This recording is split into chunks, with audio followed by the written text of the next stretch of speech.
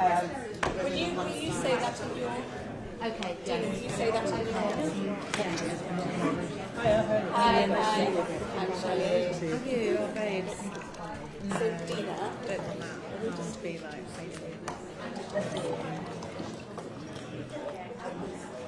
Yeah.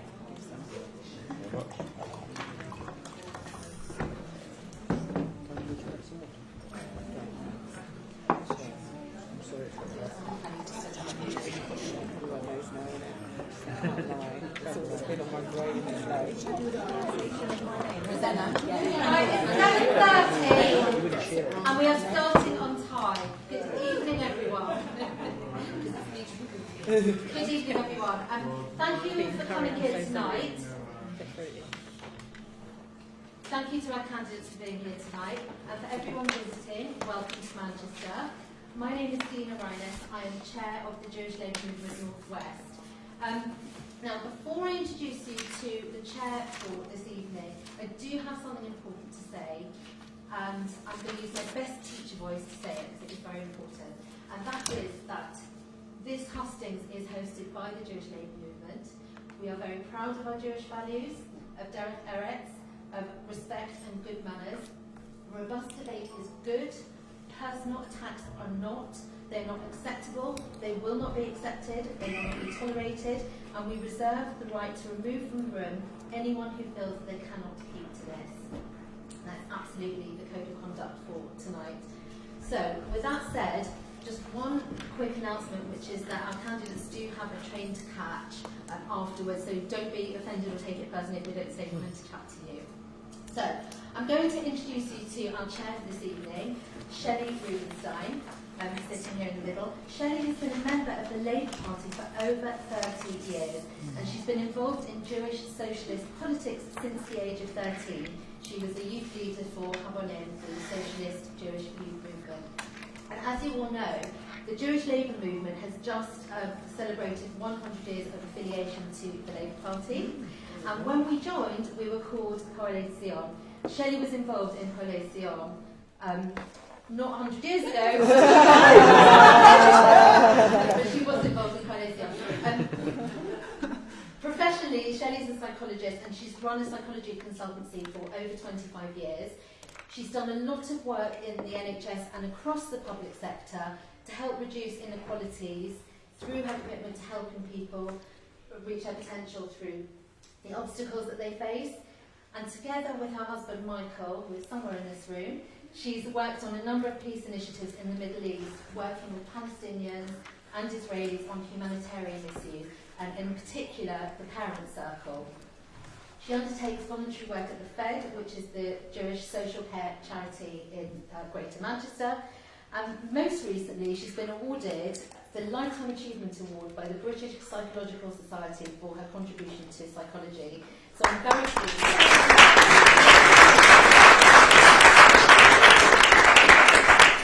So I'm very pleased to hand over to Shelley Rubenstein. Thank you, Dina. It's an absolute pleasure to be here.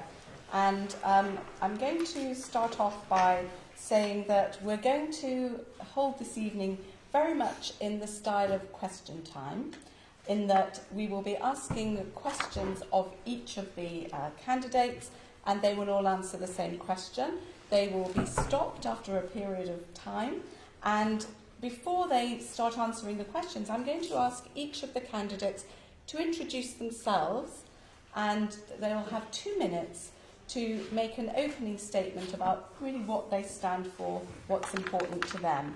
After that, we'll be asking a range of questions that have been sent in previously, and after that, we are going to invite questions from the floor. But I'm going to give you a health warning at the beginning. If people use this as a way of grandstanding, making statements, I will stop them straight away and they will not be able to ask the question. So please, I know that sometimes we need a preamble, so if you are going to ask a question, please can you write it down so you get your thoughts out, and then because we have limited time. So I'm going to start from my left with Ian. Well, Shelley, thank you very much indeed, and thank you for giving us the opportunity to have this hustings in Manchester. I'm not the best known candidate in the field here, so let me just tell you a little bit about myself. In fact, I probably shouldn't be here. I was born in the Western Hales housing estate in Edinburgh to a single-parent family. After I lost my father when he was just 39, my older brother and I were brought up by my mother in 1986 at the height of Thatcher's power. I'm statistically more likely to be in prison than in Parliament, and if anybody, it's not necessarily mutually exclusive these days. The second reason I perhaps shouldn't be here is because my seat shouldn't be won by the Labour Party. But we've held that seat, that little bit of red in the sea of yellow in Scotland throughout the whole of the last 10 years because I've been able to build a broad coalition of support to the Labour Party, and that's what I want to do across the rest of the country. Scotland's important. It's important because a Labour government runs through Scotland. And let me just tell you why and the scale of the challenge. If I'm the only Scottish Labour MP at the 2024 general election, we'll have to turn all the seats that are currently blue down to and including Jacob Rees-Mogg in North East Somerset. That means Bury North, Bury South, the 3 Stoke seats for my friend Ruth and Gareth, Lee, all of those seats around here that were lost, have to turn back red again. That's the scale of the challenge. Now, I normally in my 2-minute stump speech will tell you a little bit about why I'm standing and why I want to be deputy leader of the party, but I think with the audience it's appropriate to talk about that scale of the challenge and how that challenge isn't made much easier with the cancer of anti-Semitism that has infected our party. I'm embarrassed by it. I never ever want to knock on a door again during a general election for the person behind the door to answer it in tears and to say to me that they're not voting Labour for the first time in their lives because of anti-Semitism. We need to get this out of the party. And one of my pledges, which you're seeing in the leaflet in front of you, is to take personal responsibility for making sure that that is rooted out of our party and never comes back in a zero-tolerance approach. And I give you this commitment. If it's not done, I will resign as deputy leader of the party, because it's a party of equality. It's something we have to champion. Thank you. Thank you.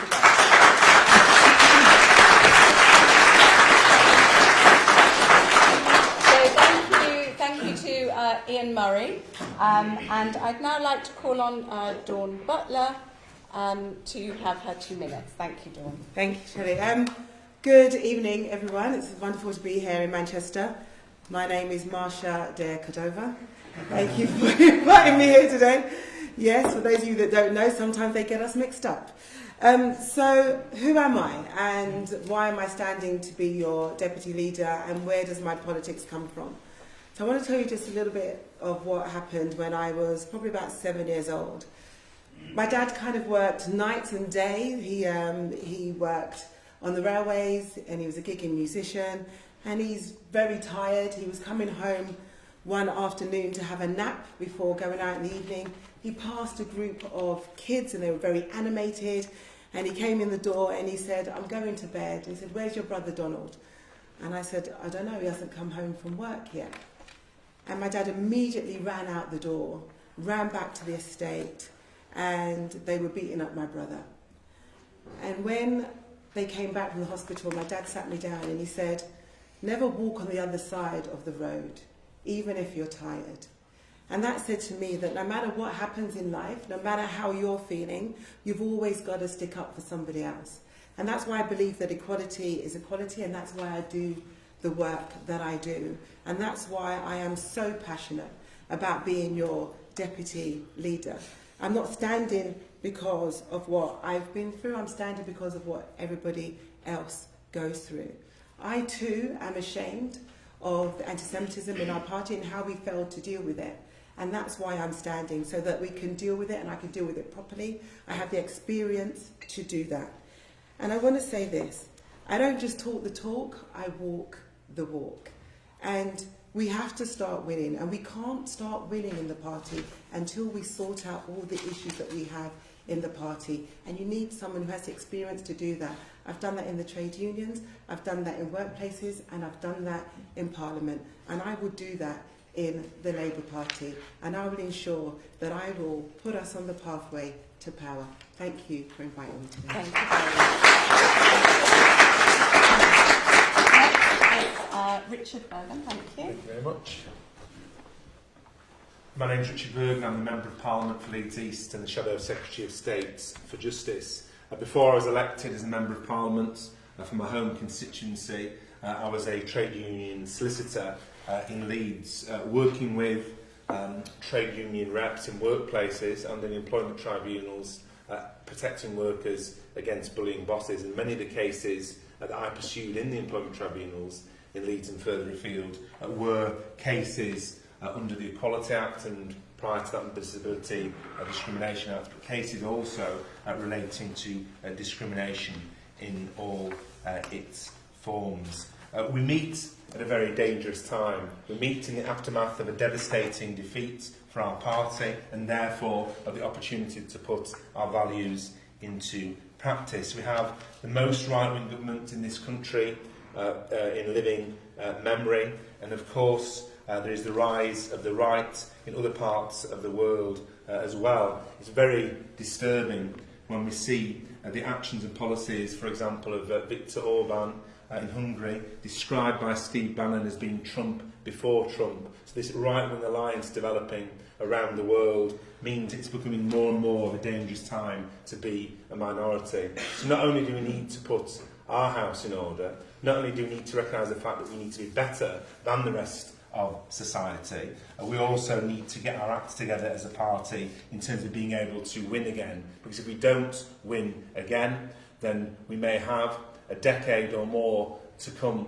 of a right-wing government in alliance with the alt-right in Europe and around the world. And if I'm elected as deputy leader of our party, I'll be a campaign deputy leader. When I joined the party in the mid-90s, I was very taken by the way John Prescott was a campaigning deputy leader, and he went up and down the country brandishing his pledge card, and I do think it would have been better in that general election to have a pledge card boiling down our policies into the best 5 or 10 that would most connect with communities across the country. One of the first things I'll do is chair, if I'm elected deputy leader, is chair a special commission into how we win back all our heartland seats that we lost, including 50 or more seats that voted to leave. And I'll finish on this. If I'm elected deputy leader, I want to hear the voice of the members in every community. In the first month, I'll visit every seat we lost at the election. In the first 2 months, I'll visit every seat we need to win back to get into government. And by halfway through this parliamentary term, I'll visit every constituency in the country. Thank you, Richard. Our next speaker is Rosanna Allen Khan. Thank you. Thank you so much. It is so great to see so many friends in the room today. And in my statement to you, I pledge that my very first meeting, if I am deputy leader, will be with the party's only Jewish affiliate, and that's JLM. That will only be the start of a period of healing. The hurt and damage of the past few years will take many, many more years to repair. It has been horrendous. We have become a party riddled with anti-Semitism, so much so that doors have been slammed in our faces. The voices of our Jewish comrades have been dismissed and ignored. As Panorama showed, when people spoke up, they were bullied and insulted, and I am deeply, deeply ashamed. I look forward to the EHRC report and the changes it will bring. If laws have been broken, then justice must prevail. I will uphold the full IHRA definition of anti-Semitism, and I support an independent complaints process with the resources to act swiftly. I will support JLM as the provider of anti-Semitism training for CLPs, and I will expel racists, because enough is enough. But I know it will take time for trust to return. As Deputy Leader, I will proudly celebrate the 100th anniversary of the affiliation of the Jewish Labour movement to the Labour Party. Through Pole Zion, then JLM, British Jews have played a full role in the life of the Labour movement, from Marion Phillips, the first Jewish woman Labour MP elected in 1929, to Manny Shinwell, to Alf Dubs, to Margaret and to Ruth. We recognise too the contribution of those that felt they could no longer stay, Louise and Luciana. Despite everything, I hope we can celebrate 100 years of friendship together. As a mixed-race woman, I know all too well the painful sting of racism. But I know we are allies in the fight against racism. And I know together we can defeat racism. I would be truly, truly honoured to have your support as we stand together.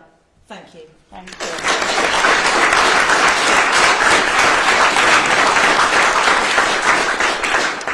I'd now like to call on Angela Rayner.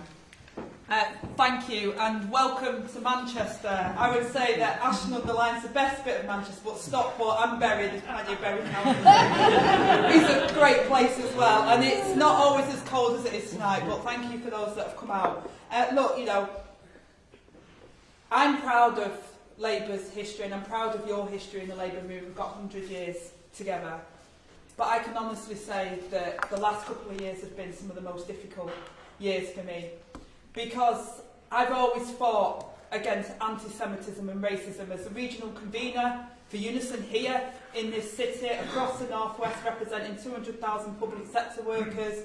I was part of a team that every year, still to this day, the legacy, they go over to Auschwitz to teach our young people across the Northwest where racism and anti-Semitism take us. I'm proud of our history where we fought against that together. I'm not proud of the last couple of years. People feel frightened about a Labour government getting into power. People who have always fought with Labour felt frightened about that. People came to me as Labour members and said, don't say you've seen me, because they thought that it would do me damage. Never, ever should anyone feel unsafe in our party.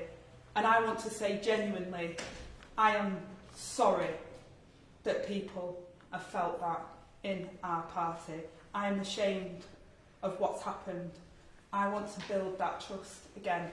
I want to earn the right to represent you, and I want to earn that respect and trust that I know there's a long way to go to get that. When I was a Unison activist, we got the BNP list, the membership list. We expelled every single member from Unison and made them have to tell us why they weren't racist. We have to have zero tolerance in the Labour Party. If you are anti-Semitic, you're out of the party. We've got to get that respect back. I will work with you to make sure that that happens. I will do everything in my power to go out there to win those seats in Bury, win those seats across the UK, and make sure that our community feels that the Labour Party is their home. Thank you, Angela. Thank you for the opening statements. A bit of a theme emerging, and we may well return to that theme. But I want to pick up on something that Angela said about being here in Manchester. So as someone born in Bury and living in Greater Manchester, I think we need to explain that as a Jewish Labour movement, we're not just about being Jewish, we're also about being part of the Labour movement and are really concerned about what's going on in our area. So I'm going to ask first the question for each person, and I'll explain who's going to go first. But the question is, as a northern region, and indeed all over the country, we're not so parochial, we have seen huge cuts to local authority budgets and therefore to local services, including education and social care. How would you support councillors to deliver the best services to their constituents? And I'm going to ask you to start first, Dawn. Cool, brilliant, thanks. So councils have seen something like £160 billion worth of cuts. My council has seen 60% of their budget cuts, but they're still expected to provide a service. And what's happening is sometimes the councils try and explain it away because they're doing the best that they can. What we need to do is we need to blame the government. We need to blame the Tories and make it clear that actually this isn't what Labour wants to do. This is what Labour's been forced to do. And so what I have is a strategy. And my strategy is the CORED strategy. CORED. Almost forgot how to spell it. Campaign, organise, recruit, educate, and D for discipline. And what we need to do is make sure when we're campaigning and organising, we do that across the whole board. So we do that with the councillors, with the MPs, with the mayors, with the police and crime commissioners, and we start singing from the same hymn sheet. So we have this message discipline, and we're all talking about it. So if the councils are struggling, like when my council was struggling and I had to make some difficult decisions, I then took that onto the floor of Parliament and then questioned the ministers to say, you're forcing my council to make these decisions. So at every turn, we are explaining why these decisions are being made, but we're acting as a Labour family. Often we don't act as a Labour family, we do it in silos. And I just think it's vital that we start acting as a Labour family, and we do that as part of our discipline, and we do that as part of my strategy, my CORED strategy. Okay, thank you very much. Richard? Thanks very much. As a Leeds MP, I know firsthand how much damage the government's cuts have done to northern councils and, of course, councils right across the country. Leeds is no different in that its funding from national government has been cut by over half. And the thing that really breaks my heart is to see hard-working Labour councillors and the Labour Council get the blame for cuts from the national government. So I think what the party needs to do nationally is to work together in partnership with local councils to make it clear where blame for these tough choices lies, where blame for these cuts lies. So, for example, when a local library closes due to national government cuts, I think it's important that the party supports local councils and campaigns with local councils and local people and Labour members to call for actual fair funding from the government to stop, for example, the library being closed. We shouldn't be appearing to be managers of the Conservative cuts. We've got to work as a campaigning Labour Party to say it's not the Labour Council that's responsible for this. Blame lies with the national government who visited austerity and tried to devolve, not power, but tried to devolve blame for austerity. Thank you. Rosanna? Thank you. So this really is a two-part question for me. The first bit is about devolution as a principle. It is not okay that people work so hard around the country and see that they don't have any fiscal autonomy and any real support for them making decisions that matter to their communities. It's not okay that in Manchester you can pay almost £5 to take a simple bus journey, whereas in London you can get the bus as many times as you like in an hour and pay £1.50. Our local communities need to be empowered to make choices that best serve them. So I am all for devolving more power to the communities and seeing more of what fantastic mayors are doing, such as Andy Burnham and Steve Rotherham in Liverpool. But I feel that councillors are the beating heart of our communities, which is why the moment I threw my hat in the ring to become deputy leader, I emailed every single councillor in the country and said, can I come and see you? I want to work with you. I want to hear from you. Because whereas we lost a lot of MPs in Parliament, we still have incredible pockets of Labour leadership all around the country, which is why I went to meet councillors all over and said, please feed into the grassroots revival plan, which I have written, which gives top lines for the front lines for our councillors, supports people on the ground to rebuild from the grassroots up, because yes, 16 billion in cuts is quite frankly unacceptable, and councillors are in tears, and I've been a councillor myself. Councillors are in tears because they're having to make difficult decisions about the lives of the most vulnerable elderly in their communities, children who need help, and they are seeing this government, quite frankly, shatter communities from the inside out. So with me as deputy leader, I will make councillors the front and centre of our rebuild, as I have done with my grassroots revival plan. Thank you. Angela? Okay, well, first of all, we can stop attacking our councillors. That's the first thing we can do. And I think that sends a very important message, especially from our front bench. And we can also start celebrating what they're doing in power. We've been out of power for 15 years. We just get to sit on our laurels almost and talk. I talk about National Education Service and I yearn for it. But actually, local councillors are the ones stopping Sure Start centres from closing. Our Labour councils are keeping them open. They're our legacy. They're the people that are protecting our elderly people that need it. They're the ones in Leeds that are coming up with electric vehicles. They're the ones in Salford coming up with council houses, and they're the ones in Manchester bringing bus services back into public ownership. Our councillors are making a difference, and we have to start talking about that. And also as a party, one of the things as Deputy Leader I want to see is more investment. The 1.8 million in levy that councillors pay should go back into investing in our local councillors' development. The Local Government Association develops our councillors more than we do. Actually developing and helping them and supporting them is something that I practically want to see us do as part of my movement for a manifesto, and I think hopefully we can do that together. Thank you. And Ian? Yeah, thank you for the question, Shelley. I was a councillor in Edinburgh as well, and I've been at the forefront of seeing how cuts can feed through into the local services. And of course, it's a great tactic from central government, isn't it, is to make massive cuts to local services, massive cuts to council budgets, and then when the services start to reduce, blame it on the councils. And of course, when councils then get additional money, it's either ring-fenced or it's not enough to deliver government priorities. So the two things I would like to see done. The first thing is, I was deputy leader, I would set up the Labour campaign for Britain's future. Now, governance is boring. I've been boring people about governance and devolution now for 10 years, but it's critically important. And if you see what's happening both in the nations and the regions where there is proper devolution, then you can get to a system whereby the Labour Party has to take forward what how we will govern Britain in the future. Because when we're in a post-Brexit Britain, and we're now in a post-Brexit Britain, we're going to have to look at how we can win power in 2024 and then give that power away.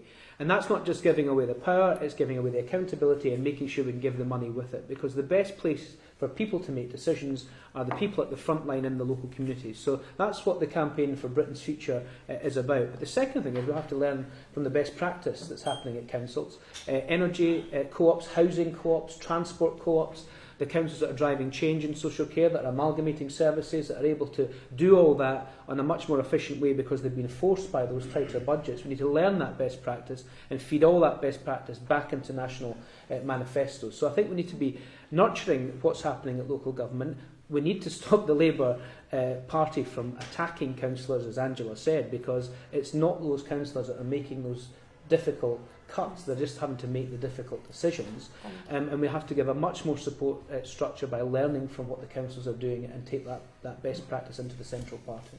Thank you everyone. Okay, so we're going to move on now to the next group of questions, which are under the title of foreign policy. So the first part of the question is to each of the candidates. What is your understanding of Israel, Zionism, and the British Jewish identity, and what's your view of Labour's policy on the Middle East? And I'd like to start that one with you, Richard. Okay, thank you. Labour's policy on the Middle East is for a peaceful two-state outcome based upon the 1967 borders, a secure and viable Palestine alongside a secure and viable Israel, and that's a policy that we need to talk more about, because the only way that people in Palestine won't be having to live under occupation, the only way people in Israel will be able to live without fear of attack or bombs is if there is that peaceful two-state outcome. And of course, what's very worrying for many of us watching is the way that some of the breaches of international law by Netanyahu's government is making that two-state outcome less and less likely, with the building of settlements in occupied territories which make a two-state outcome on 1967 borders more and more of a geographical impossibility. So I think it's important that the Labour Party continues to make that case. In terms of my understanding of the concept of Zionism, of course, I was on record before as an MP, now if I have some time to explain this, where a recording came out of me using the phrase, it's not the Jewish people, the enemy of the Palestinian people, it's Zionism that's the enemy of peace, which I'd said, which I couldn't remember before as a Member of Parliament. And so I think I owe you an explanation of that, if I can have a few seconds. Yes, of course. I think it's important, and I wouldn't use that phrase now because it's a crude oversimplification. Since then I've been to Israel, I've been to Palestine, and I understand that the phrase Zionist doesn't just mean Netanyahu and people who politically support him. It means anybody who believes in a state of Israel.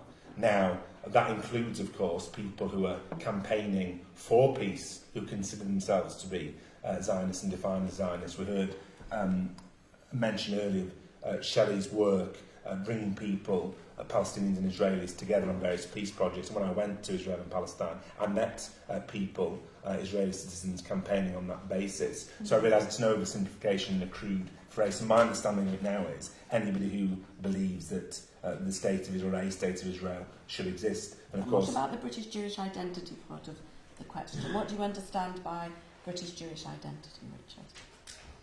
Well, growing up in Leeds, there's a thriving Jewish community.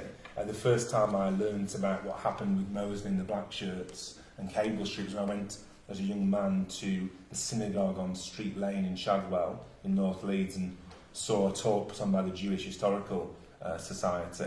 And so in terms of Jewish identity across the country, of course it's many, it's varied. It's hard for me to define what Jewish identity is because it's very pluralistic and there's many different views within the Jewish community, many different political persuasions, many different views on life. Okay, thank you very much. So, Rosanna, same question to you, my dear. Yeah, gosh, there's so much I could say on this topic. I've spent 11 years working with interfaith initiatives in Israel, Palestine, and in Lebanon with Palestinians. I also, as the proud daughter of a Polish woman, I lost much of my family in the Holocaust fighting to defend our Jewish friends, even though my family were Catholic. I have a shared, very painful history of what happened in the Second World War. And though I am not Jewish, I have a deep understanding of the tragedy that was felt and the yearning for Jewish people to have somewhere that they could call home. And that is entirely legitimate and has to be valued, has to be accepted. In the same way that I believe that there needs to be a peaceful way for Palestinians to also coexist. And I have worked a great deal on standing up for Palestinian human rights and working with the Israelis to do so. I think it's so important that we do not muddy the waters when it comes to talking about Israel and being anti-Semitic. Because as far as I'm concerned, you can believe that humanity has no borders. I mean, I'm Muslim and I call out Saudi Arabia on their human rights atrocities all of the time. I have called out a genocide in Myanmar. I am not anti-Buddhist. I am a humanitarian doctor and have been for many, many years. You are able to campaign for someone's human rights without bringing religion into it. There absolutely has to be a safe space for Jews to own their identity and be proud of it. And let's face it, they have a history riddled with struggle and a pain. And adding to it, as the Labour Party has not helped in any way. And currently there is not a safe space for Jewish people in the party that is meant to be their home, that is meant to stand up for them and campaign for them. And so when I think about British Jewish identity, it's very varied. It's very varied. There are people who have Jewish heritage through their lineage. There are people who have converted to Judaism because they've found the religion later in life and they want to embrace that. It is a broad spectrum in terms of an identity, but one that people should be proud to have and in peace and in acceptance. And so I want anybody in this room and anybody watching this to know that in me they have a friend, because I can believe that you can stand up for humanity and fight against any form of racism and discrimination, particularly anti-Semitism. Thank you. Thank you. Thank you very much. Angela. Okay, yeah, there is a lot in that question. So the first part of it was my view on Israel, and I think this constant idea that we have to argue whether Israel is right to exist is absolutely disgusting and is anti-Semitic and shouldn't have any place, and we have to be firm on that. It's not even a negotiable position. And it kind of comes on to our view on our policy on the Middle East. We don't just have that policy, we have to enforce that policy and make sure that people understand the two-state solution. And that doesn't mean that we can't stick up for Palestinian rights. And I thank everybody in the Labour movement who does stand up for Palestinian rights. But they shouldn't be confused with the rights of Israel to exist as well, and we have to be firm on that. And I also want to say, on British Jewish identity, our history goes back so far. It's who we are. There shouldn't be any difference between being Jewish and being British. It's part of who we are. There shouldn't be a conflict with any of it. And also being supportive of Israel and having Israel there and being proud of Israel is not something that should be in conflict with being and identifying as a Briton and as a British Jew as well. And I think having that detail and people understanding that detail about what is Britain. Britain is multicultural. Britain is all bits of all different things, and celebrating that difference actually is one of the things that I'm most proud of about our country. Thank you, Angela. And Ian, would you like to Yeah, go well, next? it's a very detailed question, of course, and the whole binary issue around Israel, I think the Labour movement takes too far, takes for granted. I mean, Israel's an incredibly proud nation. It's a nation we should celebrate. It's one of our allies and something a nation we should certainly work with. I don't think it's helped by the current incumbent of the White House in terms of some of these issues. I've sat in the Foreign Affairs Select Committee for the last 3 years, and the Israel-Palestine issue is something that we've addressed regularly. The wider issues in the Middle East with regards to Iran and with regards to Saudi Arabia and with regards to Yemen, are all the issues in terms of what's happening in the Middle East, and they're incredibly complicated. And I think we see this as too binary. And the whole issue around Israel's right to exist should be unquestionable. The whole issue about being the party of equality and justice means they're a party of equality and justice for everyone. And I do think we have to defend as a Labour Party what people want as a solution here and what is on the table as a solution in terms of that two-state solution, and we should be defending that. In terms of British Jewish identity, it's very difficult to define because the whole interlinkage between Jews in Britain and British Jews and the British Jewish community is so ingrained in British society. It's such an important part of how we live our lives in Britain that we should celebrate it. As someone whose former partner's family were Jewish, I've done the whole Friday nights, and I've done the whole the whole celebrations of Jewish faith in this country, and it's something that I think we should be teaching in schools. It's something that should be part of the curriculum. It's something that I used to always enjoy, and I think there's a real ignorance in this country about the Jewish faith and about what British Jews have brought to this country, and it's something we should celebrate. Thank you, Ian. Dawn, thank you. So I think our policy around the Middle East and having a two-state solution is the right one. I think it's the one that we have to strive to achieve because there's no other way. The work that I've done with One World says to me that the younger generation is the generation that will make this happen, and that we have to have faith in the younger generation coming through because they are working together. I think that in regards to the debate around whether Israel has a right to exist, shouldn't be a debate because we should be debating having a two-state solution. It's a no-brainer. I think in regards to Jewish British identity, it's how Jewish British people identify. It's not for us to say. I think it's up to the Jewish people to identify. What I do know is that when my parents came over from Jamaica, that the only people that would help them and serve them were their Jewish friends. And actually there was a little bit, for me, on a Friday, there was a little bit of jealousy sometimes when we would sit around the table and they'll have discussions about the history. And I thought, why don't we have that? Why can't we sit around the table and talk about our history and what's happened over time, and as we break bread and discuss that? So, I was a little bit jealous, I can't lie. But I think we have to be clear about that, and that's why, as part of my strategy, the E stands for education, and I think we need to have a comprehensive educational program which includes everything, and that's mandatory around the country, around all of the CLPs, and it's absolutely mandatory, and it includes education around the Jewish movement, it includes education around African Caribbeans, it includes education around LGBTQIU+, it includes an education program, and it will also be online too. And I think that's vital for the party in order for us to move forward. Okay, lovely, thank you. So I said that we would return to it, and we're now going to return to the subject of anti-Semitism. So Labour lost the confidence of the Jewish community and the Jewish Labour movement under Jeremy Corbyn because of anti-Semitism, even for former Labour voters. So as Deputy Leader, what steps would you take in your first 30 days to give Jewish voters the confidence to vote Labour in the May local elections? And I would like to ask Rosanna to begin with that one. Lovely. So, firstly, I signed the Board of Deputies 10 pledges because I think it's important that the community say what they want from us as Deputy Leader. But then I went a step further immediately as soon as I threw my hat in the ring, and I came up with my own pledges, and they are the following.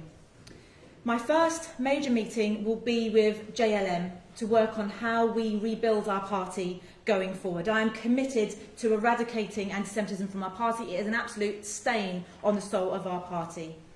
I will then separate the complaints process from HQ, because quite frankly, it's failed our community. I would ensure that the Labour Party's complaint process is separated and completely independent and free from any political bias. And the reason that's important is because a lot of the people that are entrusted with the decision making on the NEC and the NCC are not always the people that we can have the most trust in at the moment to get this right. I will get the new team to review all cases and put a timeline on when people can expect an answer, because living with the uncertainty has been absolutely crippling, and I know that when I've put in complaints for members of my own community who have received anti-Semitic abuse, we're still waiting for the answers for some of those. I'll put an absolute time limit on cases which I've said, and we have to get educating. I will work with JLM to go into CLPs, because I truly understand and believe from many of my Jewish friends as well that sometimes people use anti-Semitic tropes and they don't always realise what they're saying. It's really, really important that we get this right and we start educating right from the beginning. And the EHRC is not some tick box diversity exercise. It is an embarrassment.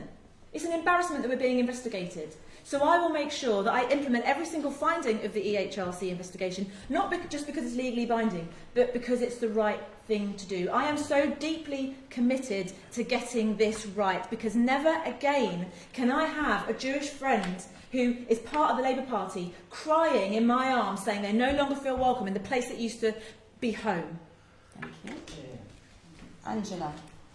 Okay, thank you. I also signed the Board of Deputies pledge, and I actually think it was right that every single candidate who wants to be leader of our party signed it as well, and I think that's a really important statement that people could make, and it's actually a minimum that we should do.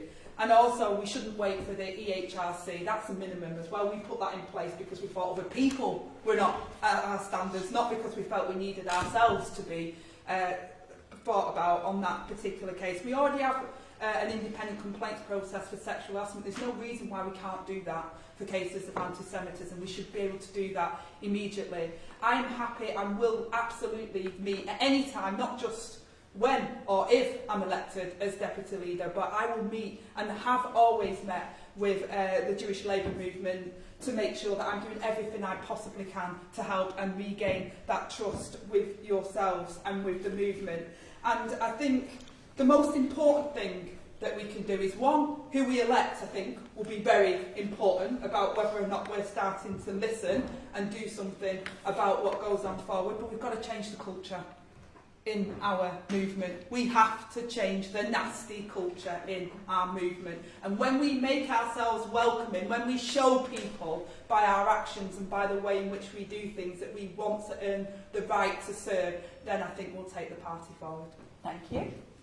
Ian. Well, it's a fundamental question of our time for the Labour movement, isn't it? And I'm deeply sad, deeply sorry, deeply embarrassed about how we've got ourselves into this position. And yes, the issue of anti-Semitism in itself as a standalone is disgusting, but what kind of culture have we created in our Labour Party? Our Labour Party to give a space where people who are anti-Semitic and racist have decided not only can they join the party, but they can feel comfortable as part of it. That's a wider cultural issue and something we have to deal with fundamentally, and I will take personal responsibility for this. I've signed the Board of Deputies 10 pledges, but I would say this. We'll get into a debate about process, and we'll get into a debate about whether it should be an internal process, an independent process, an independent appeals process. That really, in essence, doesn't matter. It just has to be sorted and sorted properly, not just in words, but also in deeds. I've sat with Louise Ellman and Joan Ryan and Luciana Berger in lots of meetings when they were deciding whether or not they would stay in the party or not. It is heartbreaking, absolutely heartbreaking. These are decent Labour people to their core who were driven out of our party. That should absolutely shame us all, and we should apologise to them every single day. So I'll just say that I'm going to sort this. I will make sure it's sorted. I give commitment that if it's not sorted, I will not stay as deputy leader, because I won't want to be deputy leader of a party that is anti-Semitic. The EHRC is unquestionable about that just being implemented in full as quickly as possible. And the question about what will you do in the first 30 days, well, I'm not waiting till I'm deputy leader. I've met with JLM, I've met with the Jewish Leadership Council, I'm meeting with, and I have met with local Jewish representatives locally. We need to do this now as a movement. It doesn't really need to wait until the 4th of April. We should have been doing it 2 years ago. And I would just say this, and I'm sorry to say this, but everyone's now making this commitment to deal with this. This should have been dealt with a long time ago, and people have to take responsibility for that. Dawn. So this is part of the reason why I'm standing, because of the frustration of not being able to get things done that I know needed to have been done and hadn't been done, and things that I'd suggested should be done and wasn't done. I am a stickler for process and procedures. I think it comes from being a former computer programmer, but also being a trade union activist. And we have to have procedures that works, because if it doesn't work, then it will just fall to pieces. And it has to be fair, and it has to be right, and it has to work. So what would I do in the first 30 days? Obviously, is the EHRC recommendations, which is an embarrassment. You know, we're the only party other than the BNP to be investigated by the EHRC for racism. It's nothing to be proud of. So that just has to be implemented straight away. We need to roll out the party's fast-track procedure. At the moment, they've got a fast-track procedure, but it's not always used. It needs to be used regularly. So if somebody is accused of anti-Semitism or racism, that they're suspended, and there's an investigation, and there's a time frame in which it has to be dealt with. That needs to be rolled out straight away. We need to have a process that's fit for purpose. We need to have an independent, not an interference system. So individuals wanting to have a look at cases or interfere with cases doesn't make it an independent system, and it's not right. It has to be completely independent. There needs to be transparency in the system, so people know what's happening when. It's vital that there's transparency so you can keep track of what's happening. The JLM needs to be involved in the training. I ensure that JLM delivered training in my constituency and came and had a debate in my constituency. That is vital. The fact that they don't feel included shows that there's an issue and a problem, and they need to be included. I've already been meeting with Jewish organisations, and I'm waiting for another date for the JLM, Board of Deputies. All of that has to happen anyway, and I'm making sure that that happens. I didn't sign the pledges, and that was because of a couple of things, and I've spoken to the Board of Deputies, and we're waiting to sit down and have a more detailed discussion about this. But that's because requesting regular detailed case updates, I don't think we can do that under GDPR, especially for a group that's not affiliated to the Labour Party. So we need to have a discussion about how that happens. And there was other things that just needs a bit more clarification, like the joint enterprise type thing, where, you know, if somebody's suspended, then you can't share a platform with them. I agree, but we need to also establish, how do you know if that person's been suspended or not? So we need to make sure that that is detailed and right. Otherwise, it doesn't work. What I don't want to do is have something that doesn't work. It has to work for everybody. And I tell you why. I have an invested interest in this, and it means too much for me to not have a process that works for everyone. Okay, so when I called my region and complained of racial abuse against me, I was told that I need to have a thicker skin. Now, what I don't want is for people to join the Labour Party to have a thick skin. I want us to have a process that works. I don't want people to feel uncomfortable. I don't want people to feel discriminated against. And I don't want people to feel they can't be their authentic self, because that's not what the Labour Party is about. So it means too much to me, personally, not to make this work and not to make this right. Thank you, Dawn. Richard. Thank you very much. Something I'll never forget is when somebody came up to me, a member of the public in Leeds, and explained to me how worried they were as a Jewish person about what would happen if Labour got into government. And this gentleman believed sincerely that we would start, and these were his words, we would get into power and start passing laws against Jewish people, for example, banning kosher food, he said. Now, obviously, we would never do that, but he was very sincere in his belief and very sincere in his fear, and we can't have that being the situation. One anti-Semite in the Labour Party is one anti-Semite too many. We've got a duty to be better than society. Anti-Semitism and racism is on the rise. However, we can't use it as an excuse for it appearing in our own movement. We need to be a better example we need to be an example to society. If I'm elected deputy leader, then I'll continue as I do now as a constituency MP to meet with and work with the Jewish Leadership Council, the Board of Deputies and other groups. As Shadow Justice Secretary, I work with the Board of Deputies, for example, on an issue relating to the coroner in London, who wasn't being amenable at all, but in fact was being quite obstructive in relation to getting things in place for prompt burials under the Jewish faith. I didn't sign the Board of Deputies template, and one of the reasons I didn't is because this concept of fringe Jewish groups that's in there. As a non-Jewish person, I'm very uncomfortable with the idea of saying I won't speak to this Jewish group or that Jewish group. For example, as a constituency MP, I think it would be seen as unreasonable if I were to send and speak to this Nigerian community group, but not any of the others, or I'm going to speak to this Kurdish group, but not this other. So I want further clarification from the Board of Deputies on that, about what that means in relation to, for example, can I just continue? Yeah. Okay, sorry. Yeah. For example, in relation to the Haredi Jewish community, LGBT Jewish people, the socialist Jewish group, black Jewish people, there's a whole host of groups. It's important, let me emphasise, that we work with the Board of Deputies on fighting anti-Semitism and a whole host of other issues. But I want to work with groups right across the Jewish community. That doesn't mean I agree with what all the other groups may say, but I think it's my duty to listen and to work with them. And the final point I'm making, if that's okay, is we need to ensure that the disciplinary process within the Labour Party is properly resourced.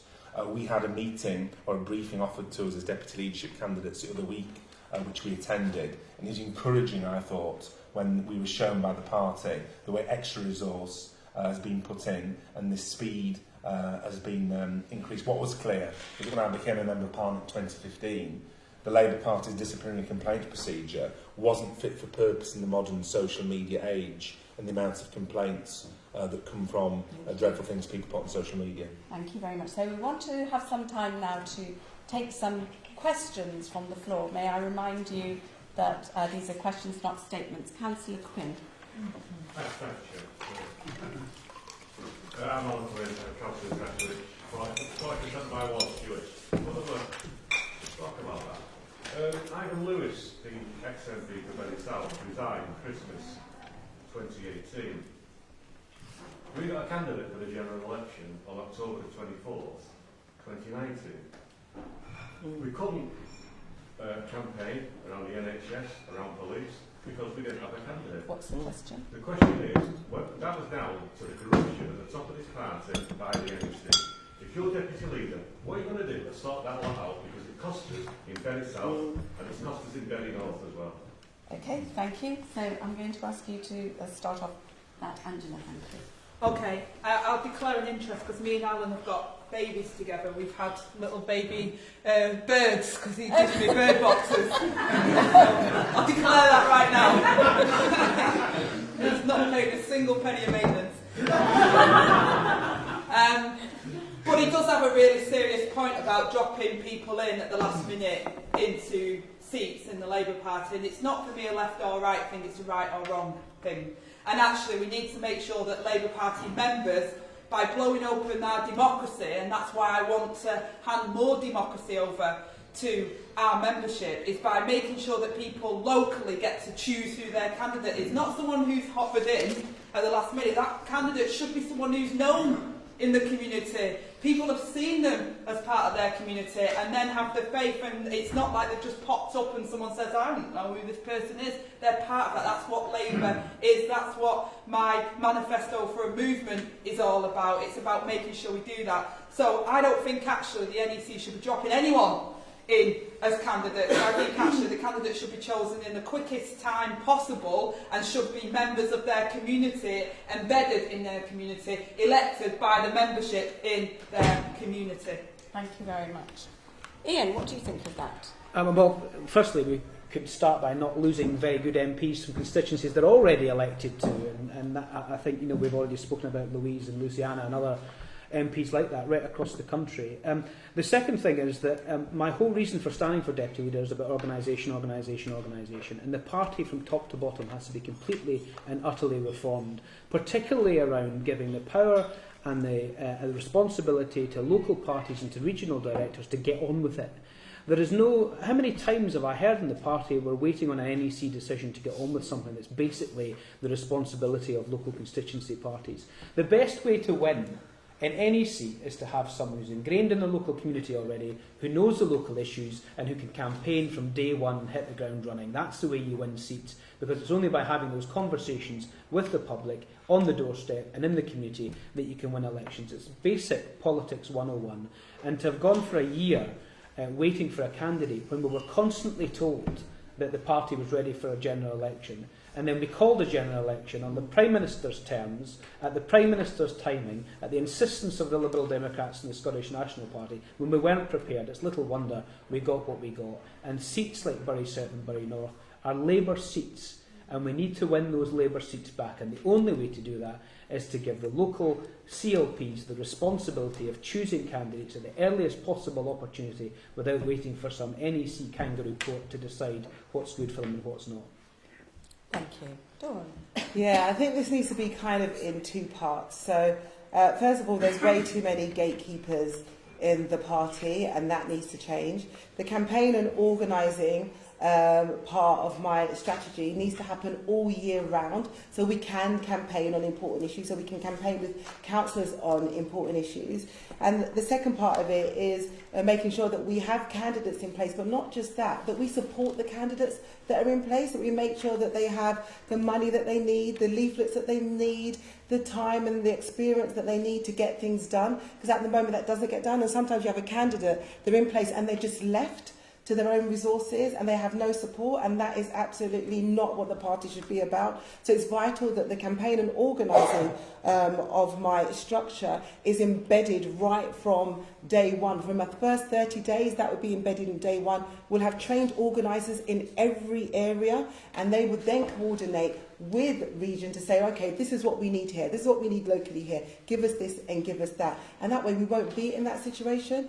And I don't think that people should be imposed on local constituencies, because what that does, it just pisses off our local members. And actually, you know, our greatest strength as a party is our 550,000 strong membership base, and we need to be empowering and encouraging our members, not annoying them or irritating them. It doesn't help us win.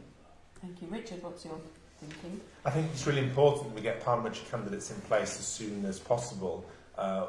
When an MP is retiring, when an MP defects from the party, or whatever may happen, because it's important that we get that candidate's name out there with the community as quickly as possible, so people can get to know the candidate and people can associate Labour with that person in their local area. I also support open selections, so that Labour members and trade unions can decide fully and properly at each election who their parliamentary candidate is, because I do think that Labour members, the over 500,000 of them, are key to our movement and are key to getting us back into power. Yeah, I don't agree with backroom stitch-ups of any nature. I don't know the precise what happened in relation to Ivan Lewis's seat. I'd be interested to hear more about it. Yeah. Yeah. So I would be interested to hear if you let me know what happened in relation to that and why there was such a gap before somebody was chosen. But we need to be selecting parliamentary candidates as soon as possible. We can't have kind of machine politics culture, is what I'd call it. Thank you. Great. Okay, Rosanna, what's your thought on this? Thanks, Ellen. I know that you're part of the dynamic duo in Presswich, I hear. So a campaigner-in-chief yourself. Look, I said at the LGA Hustings at the weekend that actually I believe that we should have more councillors on our NEC. And I think it's actually about making our party more democratic as a whole. And I have made, as part of my grassroots revival plan, people like yourself, the heart and soul of the rebuild of the movement. And look, I'll tell you a quick story about a girl from Tooting who grew up the mixed-race daughter of a single mum who had to work 3 jobs to put food on the table. She failed her A-levels because she had to go to work. She basically grew up in complete poverty, and the Labour Party changed her life and enabled her to go to medical school, age 24, and serve her community. That girl's me. I am the least known of all the candidates. I'm the newest MP on the slate. I've got more grit and fire and love for our party per square inch of body mass than anyone you'll ever meet. And we need local people like me serving our local communities, but you need to know who your candidates are, because you don't want to be spending your time trying to work out who that's going to be. You want to get out positive messages, local messages to win elections, but front and centre, Alan, you need to be, maybe you need to be on our NEC. Thank you. So there was a question. That's not necessarily Yeah. a good thing. I want to know about the birds. That's what I want to know about. So we can all tell you about Alan and his birds. Right, so the gentleman with the pink shirt and the glasses, would you like to ask your question? I've listened to the candidates, all of whom have made all the correct, predictable noises about anti-Semitism and Yes. Israel. What I would like to know is where have they been the last couple of years? What have they actually done to demonstrate their bona fides? Yes. Or have they just kept their heads down in order to avoid criticism from their colleagues? Thank you very much for that question. Everyone understood that. So Ian, I'm going to ask you to begin with that question.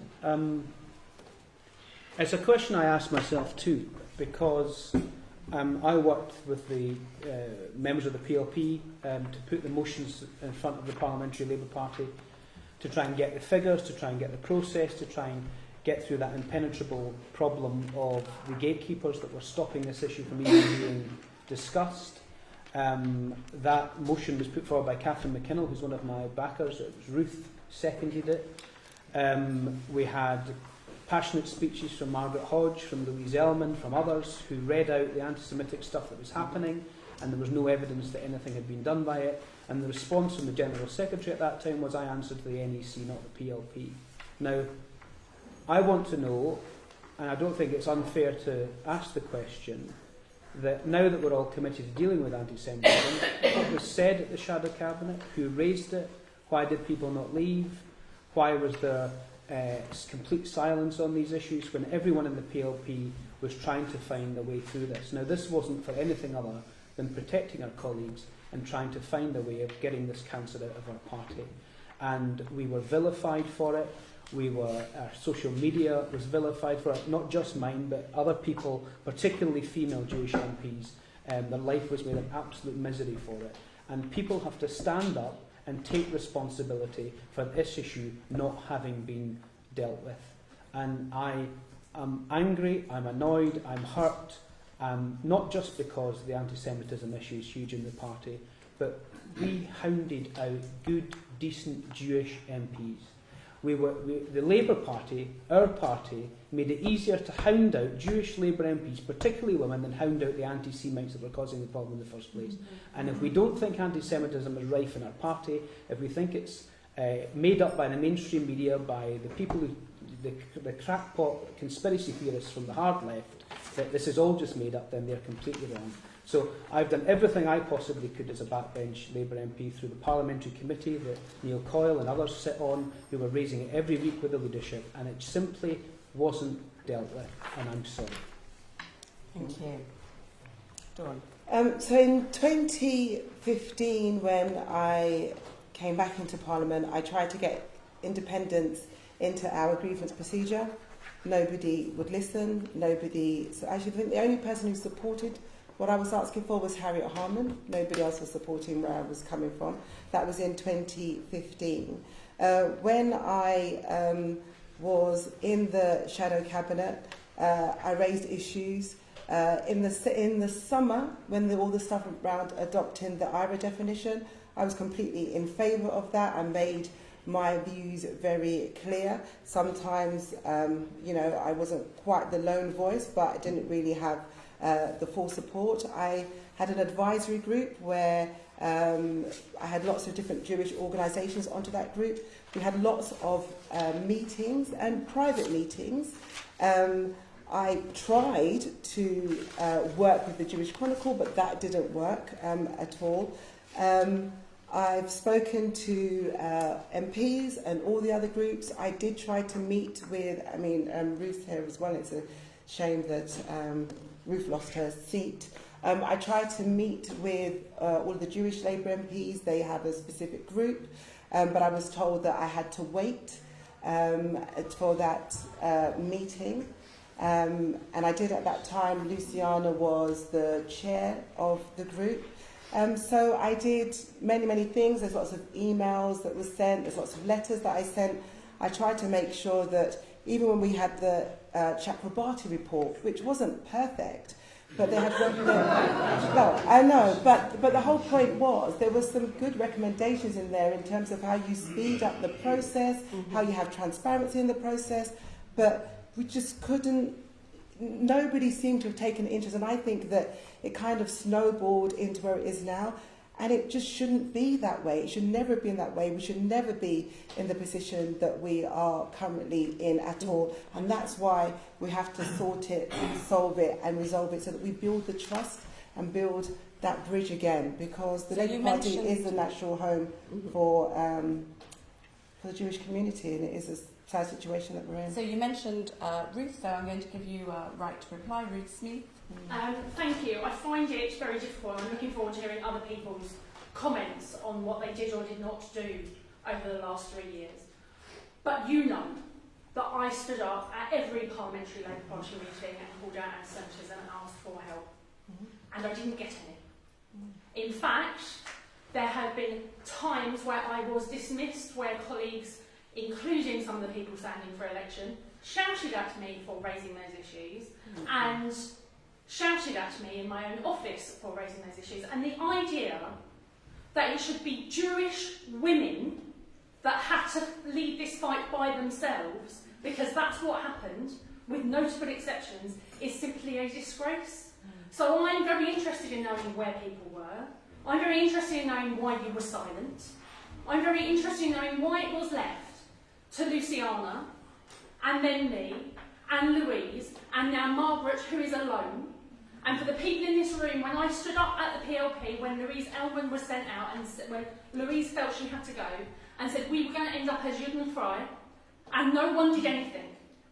So this is your responsibility to fix. But more than anything else, you did nothing. And you left it for people like me to lead that fight. And candidly, you should be ashamed.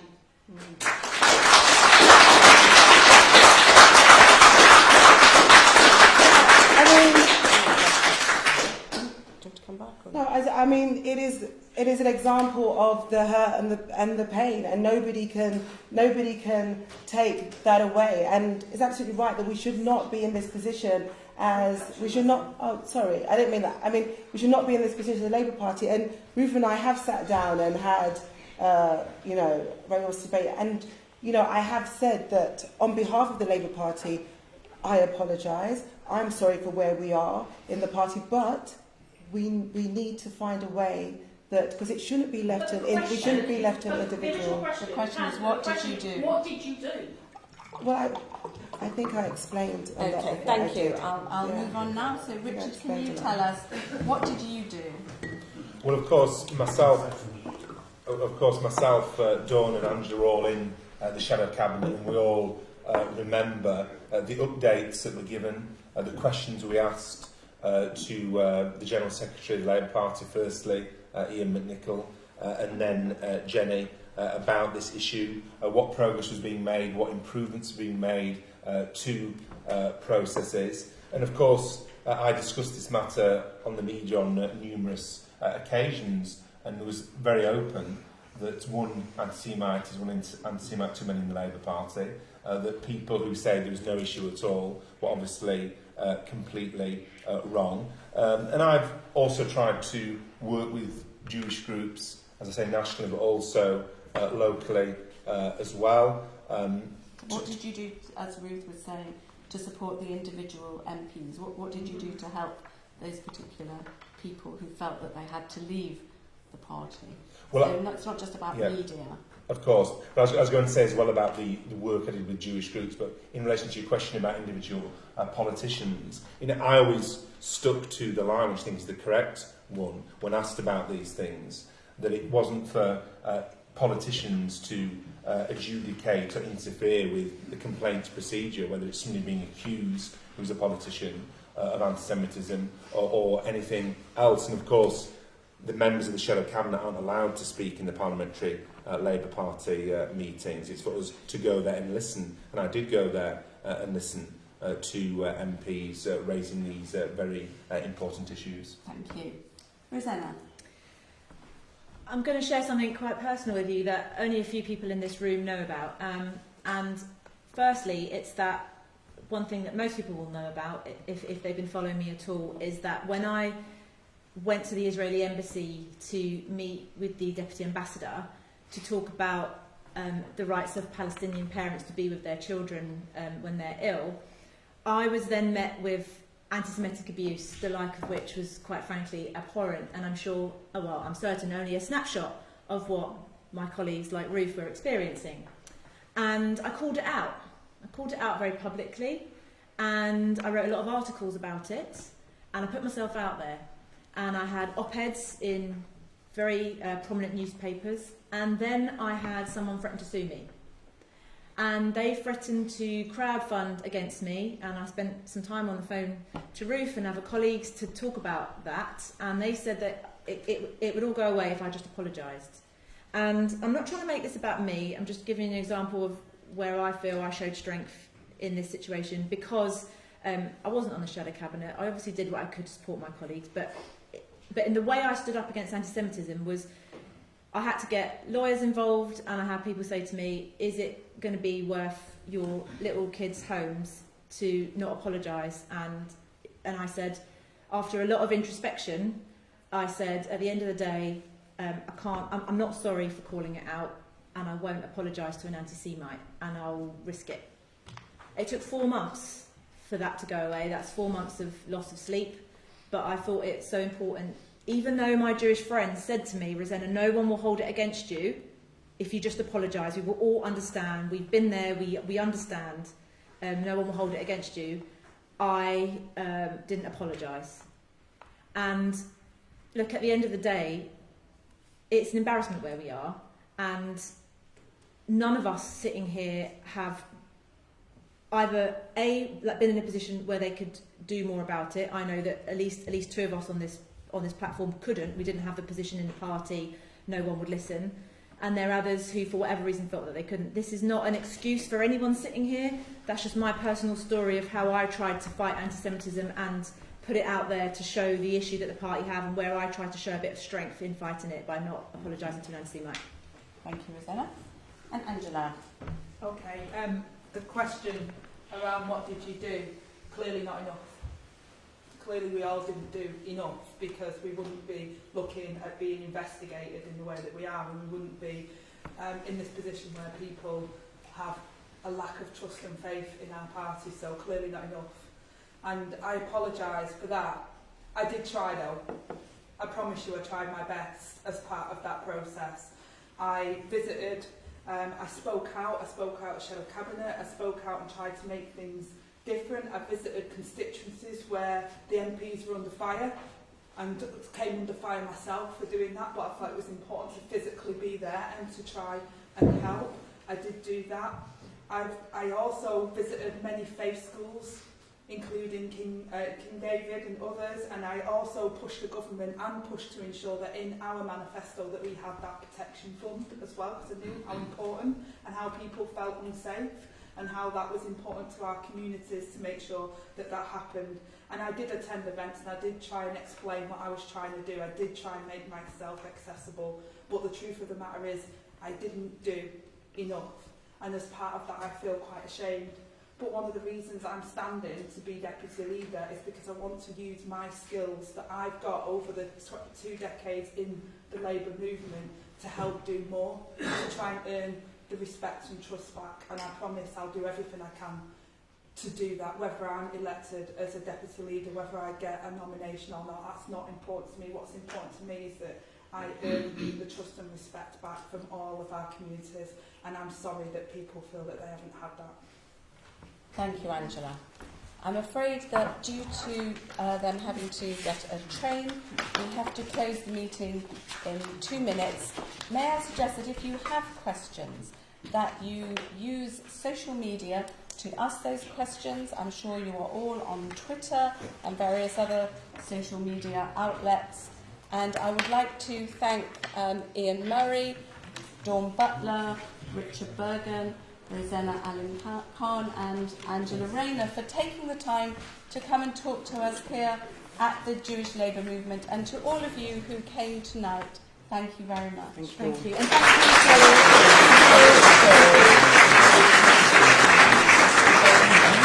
you,